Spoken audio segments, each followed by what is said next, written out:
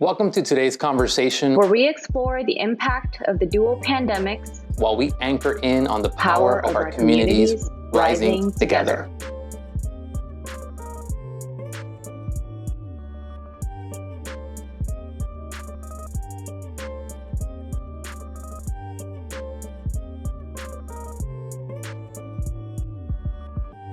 My name is Estela Mendoza. I'm a first-generation Filipino American. I was at MedStar Washington Hospital Center in the front lines during the pandemic.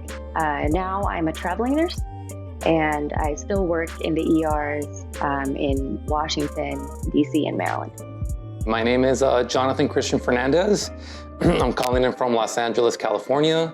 I am a registered nurse, working currently as a travel nurse, so I'm kind of bouncing between different hospitals right now. COVID-19 has placed a lot of strain in the nursing and healthcare staff. We have less staffing. We also have shortages in other ancillary staff who also have left their jobs because of COVID or because of fear of contracting COVID. And so therefore, nurses and techs and CNAs have had to take on more responsibility of transporting patients and cleaning rooms and in some cases serving as a liaison between family and the healthcare team because of no visitors. Another issue that we've been having with COVID-19 is this disbelief in vaccines and this belief that COVID is a hoax. I still find patients who say, I don't believe in that, but then end up testing positive. It's just a lot of stress with this cognitive dissonance between this is my passion, I want to help people and I want to help educate the community that I'm in. However, there are times when it does get a little disrespectful, but we have to do our best to continue helping the community. On my end, we are kind of, I think, the top 3 essential workers, or at least were during the thick of the pandemic. So, it still is affecting my work. We still have a COVID unit. We still have some COVID patients coming in at the moment. Of course, just months back, it was way worse. It directly affects my work in what I practice, what I treat, everything as far as educating my patients. It's engrossed my work, definitely.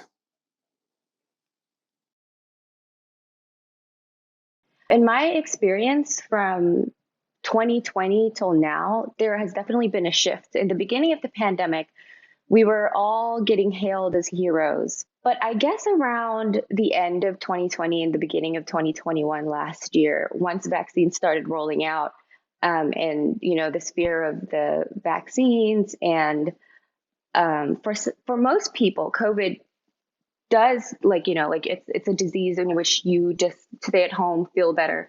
And I think the community being able to quarantine and most people being able to heal from COVID at home kind of causes disparity in understanding. So a lot of people who are like, oh, COVID's just like the flu.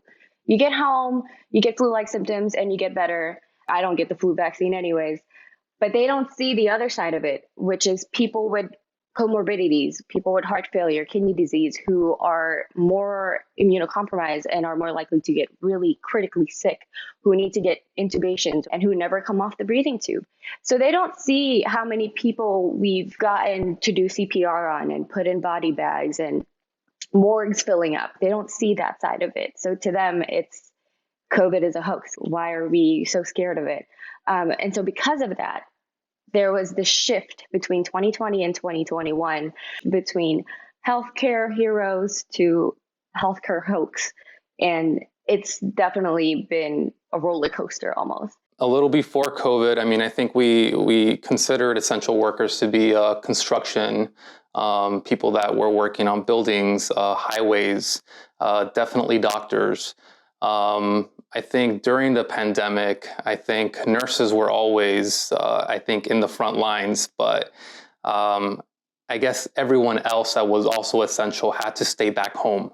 And nurses and doctors, any medical staff really had to be out there treating these patients. I guess who's considered essential and the role of an essential worker really changes from time to time. It also became apparent, besides, the healthcare field, that the essential workers of this country tend to be the most underpaid. The trash truck still comes and picks up my trash. Grocery workers still have to come to work. The world will stop running if healthcare workers, food and agriculture workers, and environmental workers stop going to work. However, we're the ones who struggle the most with making sure we get paid fairly. My perceptions of equity and equal opportunity have definitely evolved in this pandemic. I've realized that being able to quarantine and stay at home is a privilege. A lot of underserved communities in the DMV area and around the world are not able to quarantine or stay at home, as they may not have the same protections that most Americans have, such as PTO or sick leave. And a lot of breadwinners, even if they do have PTO or sick leave, cannot afford to stay at home because they're still required to make ends meet.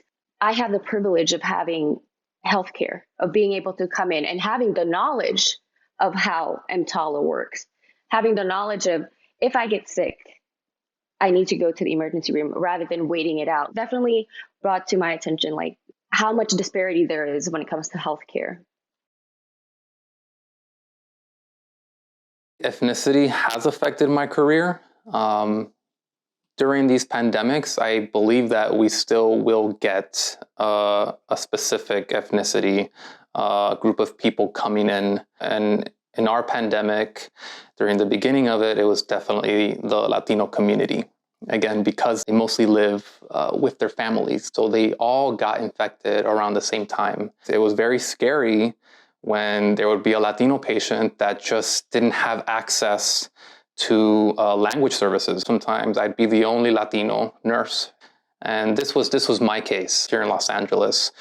I want to say a huge majority, probably 70% of the patients that I saw on a day-to-day basis were Latino.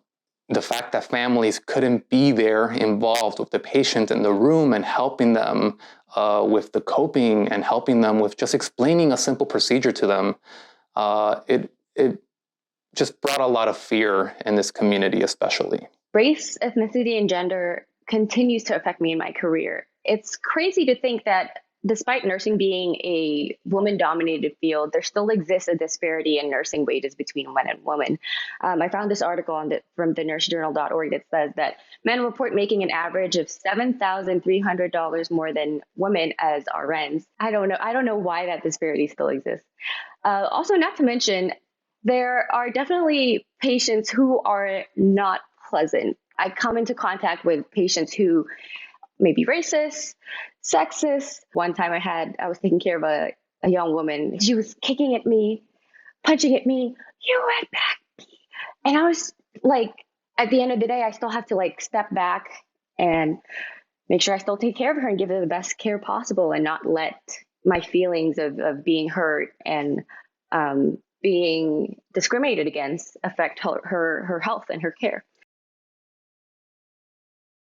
There was this dual pandemic going on in my head in which I was going to work, protecting myself from this virus and serving those who are inflicted with this virus, but then going home, listening to the news and seeing all the news articles about Asian Americans being attacked in subways, Filipino Americans being attacked walking down the street in New York, and some of them losing their lives. And they tend to attack elderly Asian Americans. And I started fearing for my parents. When you're working in the healthcare field and you're doing your best to serve the community and you see your community, you get attacked on the news, it's very disheartening. I actually did have to seek some counseling because there was this cognitive dissonance in my head where I want to serve my community, but I am so beaten up by this in the head.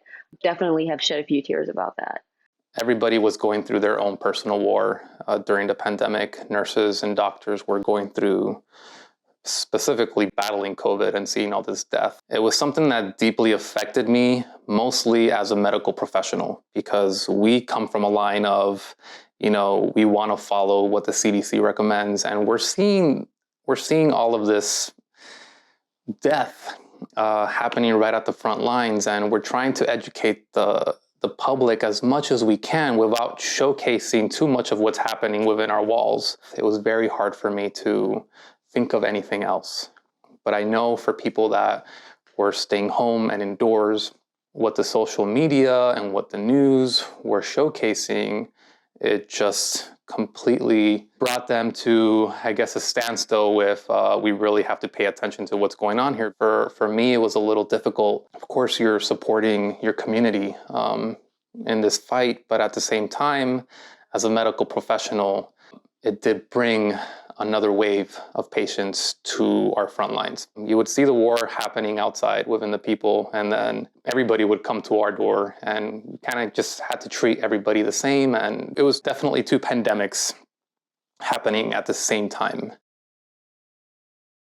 From a day-to-day basis, I always speak out for patients who may be getting subpar care because of the language barrier. One time, for example, I did have a Spanish-speaking 90-plus-year-old man with significant heart history. I took the time to get the translator again, ask him, hi, I heard you wanted to leave against medical advice. And he said, no, that's not what I said at all. So I had to stop the doctor and say, hi, I understand there's a language barrier. It's difficult for you. But because he has heart history and he's here for chest pain and he's 90 something years old, I said, please admit him. I will do. I don't want to talk to him. That's what she said.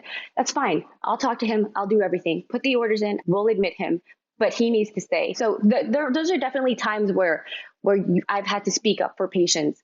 And that was blatant discrimination, in my opinion. And it's far more common than we think. It's been one of my passion projects, especially because the majority of my patients were Latino, and a lot of them, I want to say the majority of them did not know the English language. I kind of had to make educating my patients, a little fun. Me and my friend Johaira, she came up with this idea. She works with me at my hospital, and she just said, hey, I want to do this music video, and it's in Spanish, and we want to make this whole thing related to La Guantanamera song, but we kind of want to just call it La Cuarentena. So we found a way to kind of make educating our Latino patients a little more fun. We've all been doing what we can. Was it cheesy? Yeah, probably. But we had fun with it. It helped us as nurses cope with what was going on. It gave us a chance to be creative. We wanted to make sure that, Latinos, I want to say, were the ones that had least access to information during these times. So we made a little video that kind of helped lessen the fear. We're dancing, we're having fun, we're trying to educate the Latino public. It was a platform for us to have more conversations with our Latino patients, with my friends and family in Miami that watched it. My mom and dad got vaccinated after they watched the video because it kind of just made the whole idea of not getting vaccinated seem silly. People are dying. Come on, we want to get back to life. We want to get back to the good stuff. And I think that was our main message to the Latino community. It's just one of the ways that we can educate the public, and I'm happy to do it again, and I'm happy to help others do it. A lot of them just didn't know. So it definitely helps to have someone to speak with about the issues that I have, all of the pent up emotions I have from a difficult day at work, or even the concerns I have with discrimination in the community. So it definitely helps to be able to vent and unload and be able to empathize with each other about what we've gone through. A couple of ways I am coping. I'm exercising a lot more. Way more vocal about my feelings, my perspectives during COVID, taking care of all different people that just didn't trust the nursing community. It kind of makes you feel a little jaded. But I am talking, to my friends about these things. It's definitely helping. I think I was keeping a lot of this stuff inside. Because you are a nurse, you are expected to care for people. That's our job. I want to say creative outlets helped me cope a lot. The stresses from COVID, and also the transition from being being a hero to being like number one bad guy.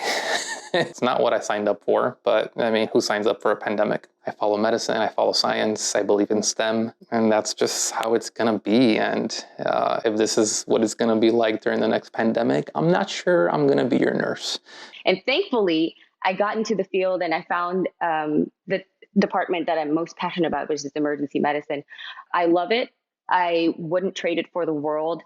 I think being able to make sure that you save lives and make a difference in people's lives, and even just being able to be that one person caring for a really sick person and seeing them progress into getting better until they get discharged. It's very rewarding. And I never thought that I would love nursing as much as I do. I believe that when we rise together, we will be able to look down and see outside the box at the things that were constraining us. We'll be able to see more clearly as a whole. I believe that when we rise together, we will be able to uplift our communities into a healthier and more just tomorrow. Maraming salamat po. Thank you so much for listening. Gracias, mi gente.